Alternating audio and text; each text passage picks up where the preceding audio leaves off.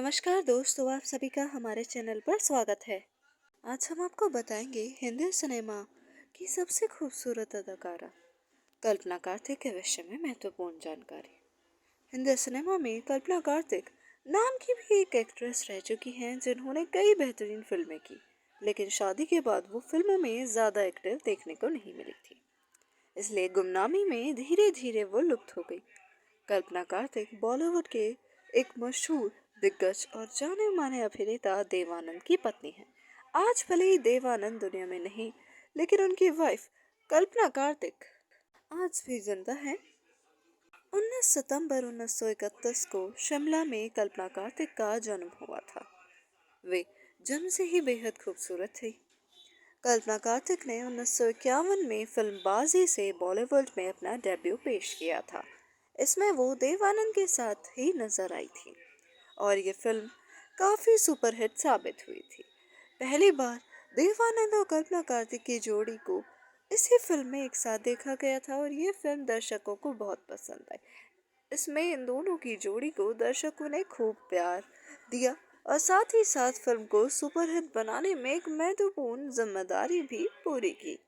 देवानंद के साथ कल्पना कार्तिक ने कई फिल्में और भी की और सेट पर ही वो एक रिश्ते में धीरे धीरे बंधने लगे। कब एक दूसरे से प्यार कर बैठे इसका उन्हें एहसास ही नहीं हुआ। आप भी अगर आगे की कहानी जानेंगे तो आप भी समझ जाएंगे कि कैसे धीरे धीरे एक दूसरे के साथ काम करते करते एक दूसरे को ही अपना दिल दे बैठे और फिर शादी के बंधन में बंधने का फैसला भी कर लिया। एक दौर था जब इंडस्ट्री में सुरैया और देव आनंद की लव स्टोरी के खूब चर्चा हुआ करते थे।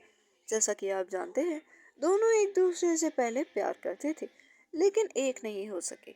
रिपोर्ट्स की माने तो सुरैया की नानी को यह शादी बिल्कुल भी मंजूर नहीं थी, क्योंकि देव हिंदू थे और सुरैया मुस्लिम परिवार में जन्मी एक खूबसूरत अदाकारा थी। सुरैया के साथ देवानंद ने शादी की बहुत कोशिशें की, उनके परिवार से काफी मिन्नतें की, लेकिन ऐसा नहीं हो सका। उन दोनों की शादी बिल्कुल भी नहीं हो सकी। 3-4 साल तक एक दूसरे के साथ रिश्ते में रहने के बाद दोनों अलग हो गए और देवानंद काफी उदास रहने लग गए थे। और सुरैया तो देव से इतना प्यार करती थी कि वे आजीवन कुंवारी रही। उन्होंने फिर किसी से ना तो शादी की, ना शादी करने का अपना दिमाग में ख्याल भी लेकर आई।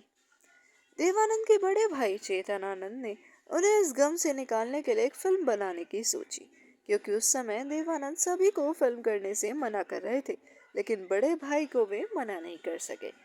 और उनके बड़े भाई एक कमाल के प्रोड्यूसर थे। बहुत सी फिल्में उन्होंने बनाई थी, जिनमें से काफ़ी फिल्में सुपरहिट भी साबित हुई थी। जब देव इनको मना नहीं कर सके तो उन्हें ज़बरदस्ती हाँ करनी ही पड़ी।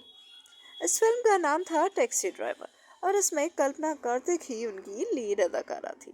कल्पना और देवानंद इसी फिल्म की शूटिंग के दौरान एक दूसरे के नजदीक आए और फिर धीरे धीरे उन्हें एक दूसरे से प्यार हो गया। कल्पना इतनी खूबसूरत थी कि देव उन्हें पहली बार देखते ही अपनी जहाँ उन पे हार बैठे थे, अपना दिल और जान से उन्हें चाहने लग गए थे। रिपोर्ट्स की माने तो फिल्म टैक्सी ड्राइवर की शूटिंग के दौरान लंच ब्रेक हुआ और अचानक देवानंद ने कल्पना से शादी का ऐलान सबके सामने कर दिया। बताया जाता है कि उसी दौरान उन्होंने शादी कर ली थी और रातों रात ये खबर अखबारों और आकाशवाणी के जरिए लोगों तक भी पहुंचाई गई।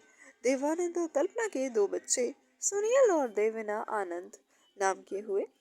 ये दोनों एक दूसरे से बेहद प्यार किया करते थे। शादी के बाद कल्पना कार्तिक ने कुछ समय फिल्में की, लेकिन बाद में दूरियां बना ली थी।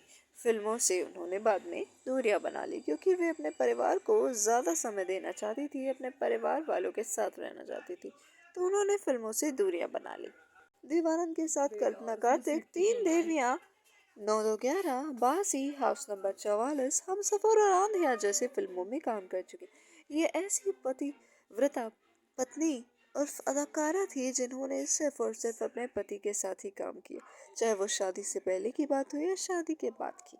और फिल्में भी बनाई तो कुछ फिल्में इन्होंने खुद बनाई थी, तो सिर्फ अपने पति को ही उनमें रोल दिया। ये थी खूबसूरत कल्पना कार्तिक, जो दिल से भी काफ़ी अच्छी थी और सूरत से भी, यानी इनकी सूरत और सीरत दोनों उदार बनाई थी। और ऐसा दिलचस्प और ऐसा नगीना शायद कम ही देखने को मिलता है संसार में।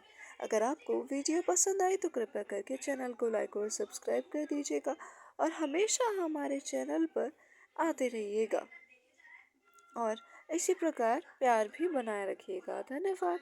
धन्यवाद। धन्यवाद एक बार फिर से आप सभी का कहना चाहिए।